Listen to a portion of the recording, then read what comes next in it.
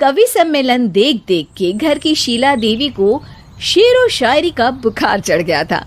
अब वो सीधे मुंह किसी को जवाब ही नहीं देती थी।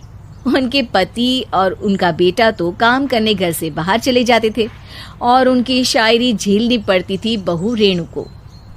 अब सास बोलती नहीं, अर्ज करती थी, संदूक पे रखी संदूक, संदूक में रखे झुमके, बहू झुमके निकाल के दे मेरे, कहाँ लगा रही है ठुमके। माँ जी, झुमके तो आपके निकाल दूंगी मैं, लेकिन आपके दिमाग से ये शायरी का भूत कैसे निकलेगा? छोटे लोग नहीं समझेंगे, शायरी है शौक बड़ा, तू अपने काम से काम रख, मेरे काम में मत टांग अड़ा। शौक अलग बात है, लेकिन हर चीज में अपना शौक डाल देने से जग हंसाई हो सकती है सासू माँ। अरे मैं हूँ एक नंबर कलाकार, कोई ऐसी वैसी बला नहीं, तुम घर के कामों में उलझी, समझोगी मेरी कला नहीं। ठीक है माँ जी, आप नहीं समझती तो कोई बात नहीं, लाओ मैं आपके झुमके ही निकाल कर दे देती हूँ। बहू सास के झुमके निकाल कर देती है और वहां से चली जाती है। शाम को बहू अपने पति से शिकायत करती है, सुनिए जी, आप माँ को कुछ समझाते क्यों नहीं? अरे क्या समझाना है माँ को? अरे अपनी शायरी थोड़ी कम करे ना। अरे तुमको उनकी शायरी से क्या दिक्कत है? अरे मुझे नहीं, पर पड़ोस में सब लोग हंसते हैं, कहते हैं बुढ़ापे में लोग सठिया जाते हैं, लेकिन शीला जी तो शायर हो गई हैं। अरे लोगों का काम है कहना, लोगों की बातों का क्या टेंशन लेना। अरे वाह, मैंने भी शेर कह दिया, वाह वाह वाह वाह। देख लो, तुमसे किसी ने कहा नहीं और तुम्हारे सामने कोई माँ की बुराई नहीं करता तो तुमको फर्क नहीं पड़ रहा। अरे तुम खामखा की बात का बतंगड़ बना रही हो। चलो चाय बना कर ले आओ मेरे लिए, साथ पियेंगे, कोई ढंग की बातें करेंगे। रेणु चाय बनाने लगती है। पहले वो अपने पति को चाय देती है, फिर सास को और आखिर में अपने ससुर को। लेकिन वो देखती है कि ससुर जी कुछ परेशान से हैं। क्या हुआ ससुर जी, कोई बात हो गई है क्या? अरे तेरी सास बात बात पे शायरी करती है। कल मैंने पूछा कि खाना खाया तो तेरी सास ने क्या जवाब दिया पता है? अरे गलती की और आरोपी ने कोड़े खा लिए फटाफट, खाना तो नहीं पर पकोड़े खा लिए झटाझट। अब बता क्या जवाब दूं इस बात का? वो तो सभी से शायरी में ही बात कर रही हैं, मुझे भी समझ में नहीं आता कि क्या करूं मैं। बेटा उसको उसी की भाषा में जवाब देना पड़ेगा। मैं तो आम बातचीत में भी उसके सामने कुछ नहीं बोल पाता, शायरी में क्या बोलूंगा भला।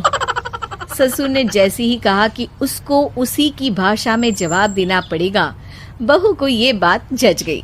अगले ही दिन वो शायरी की कुछ किताबें लेकर आई और शायरी की प्रैक्टिस करने लगी ताकि सास को उन्हीं की भाषा में जवाब दे सके। उसने दिन रात एक कर दिए। एक दिन सब साथ में बैठकर टीवी देख रहे थे, तभी रेणु सबके लिए बिरयानी बनाकर लाती है, लेकिन सास को बिरयानी भाती नहीं। कौवा करता काऊ काऊ, चिड़िया बोलती ची ची, इतना खराब बिरयानी बनाई है कि मुंह से निकले छी छी। बस इसी मौके का तो बहू को इंतजार था, क्योंकि अब बहू सास को उसी की भाषा में जवाब देने के लिए तैयार थी। माँ जी, हमको अपनी ये बेकार शायरी ना सुनाइए, जैसी भी बनी है बिरयानी चुपचाप खाइए। ससुर जी और रेणु के पति ने रेणु का जवाब सुनते ही जोर से ताली बजाई और सास ने जब रेणु का शायराना जवाब सुना तो उनके गले में बिरयानी अटक गई। बहू ने एक और शायरी का तीर छोड़ा। शायरी में बहू के सामने सास हो जाएगी ढेर, क्योंकि सास मारेंगी एक शेर तो बहू मारेगी 1.25 शेर। सास को छोड़ के सब वाह वाह करने लगते हैं। आज पहली बार सास को नहले पे दहला मिला था और रेणु ने सास का मुंह चुप करा दिया था। अगले दिन रेणु का पति उससे कहता है, अरे वाह, तुमने तो माँ की बोलती बंद कर दी, मजा आ गया। अब मेरे लिए कुछ बना दो, खाकर मैं काम पर चला जाऊं। शायरी ही है मेरा जीवन, वही करूँगी जी भर के। नौकरानी रख लो कोई, काम नहीं करूँगी मैं घर के। अरे तुम क्या माँ जैसी हरकतें करने लगी, सीधे सीधे बात करो ना। हो गई कल शायरी, रोज थोड़ी ना करोगी। शीशी भरी गुलाब की पत्थर पे फोड़ दो, जो मुझे शायरी से रोके उसके कान मरोड़ दो। पति घबराकर वहां से चला जाता है और बाहर उसके पिताजी के पास जाकर बैठ जाता है। दोनों अपनी बीवियों की शायरी से परेशान है। ससुर को पछतावा होता है कि क्यों उसने बहू को सास की भाषा में ही जवाब देने का आइडिया दिया।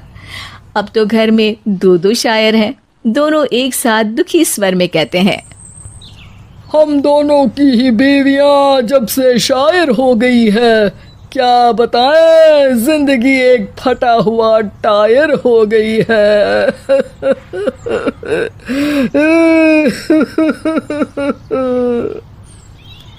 हम दोनों की ही बीवियां जब से शायर हो गई है, क्या बताए जिंदगी एक फटा हुआ टायर हो गई है।